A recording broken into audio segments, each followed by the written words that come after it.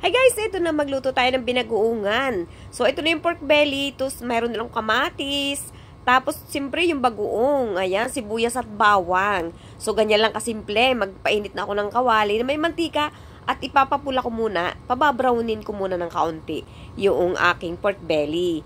So, pagka medyo brown na siya, ay aalisin ko yan sa mantika. So, ngayon, prito-prito mo lang, babaliktad din ko muna siya. Ayan, para ganyan ka-brown yung gusto ko. So, kung gusto mo namang mas tostado, pwede mo nang gawin. Ayan. So, ililipat ko sa isang lalagyan at para mabawasan natin ang mantika kasi ang daming lumabas na mantika.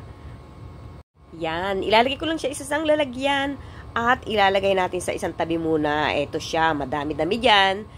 Ayan. So, kung gusto ninyo lagyan nyo ng talong nga pala, pwedeng lagyan to. Mas masarap kung may talong. Ay, hindi naman mga dito ng talong, kaya ako hindi na naglalagay. So, ito, naglipat ako ng kawali, nagpalit ako ng kawali. At para mas masarap haluin, pag kasi maliit yung kawali, paghalo, ang hirap maghalo. Kaya nilagay ko na dito sa mas malaki. At ginisakaw na nga yung aking bawang muna.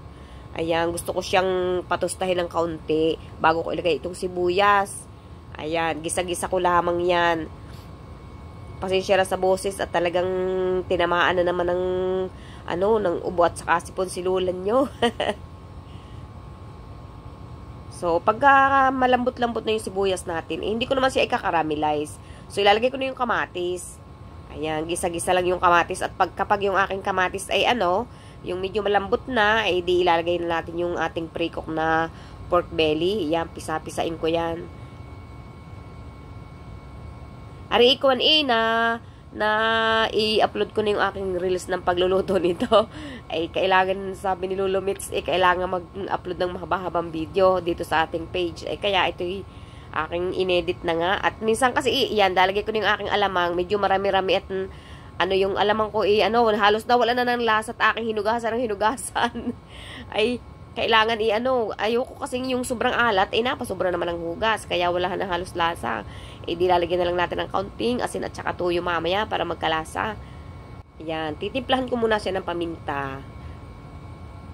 Hindi ako masyado maglagay ng mga pampaalat kasi baka medyo maalat pa rin ng kaunti yung yung alamang.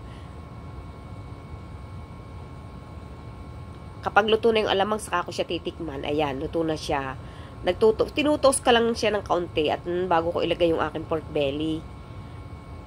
Actually, pwede na bumili ng luto ng alamang Kaya lang ito ang nabili ko, kaya yan. So, ito nilagay ko na yung aking pre-cook pork belly. Hahalu-haluin lang natin yan. So, kasi luto na, half cook na, almost cook na yung pork belly kasi naprito na. So, talagang titimplahan mo na lang yan. Kaya kung mayroon kang talong, ay yung talong mo iiprito mo muna. Tapos mamaya mo ilagay pagka yung lutong-luto na yung pork belly. Kasi lalagyan natin ng tubig yung pork belly para naman lumambot. Ayan, nilagyan ko rin ng kaunti nga ng toyo. Kaya nasabi ko kanina. At saka yung toyong dark na toyo. Yung medyo manamis-namis na toyo. Pampakulay lang talaga yan. Hindi yan maalat. O, diba gumanda ang kulay? O, ayan na guys. So, pag nasa bawah may luto na, hindi ko naman siya lalagyan ng talong. Siguro mga 1 cup ng tubig. At saka 1 cubes. Ayan. Talagang ko lagay. Wala talagang lasa yung aking paminta. Wala talagang lasa yung aking alamang. Kaya nilagyan ko ng cubes.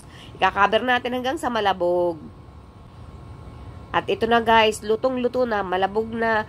Ito na yung time na kung mayroon kang pritong talong, ilalahok mo lang dyan at halo-haluin mo lang ng kaunti. Okay na ukan ko yan. Ay di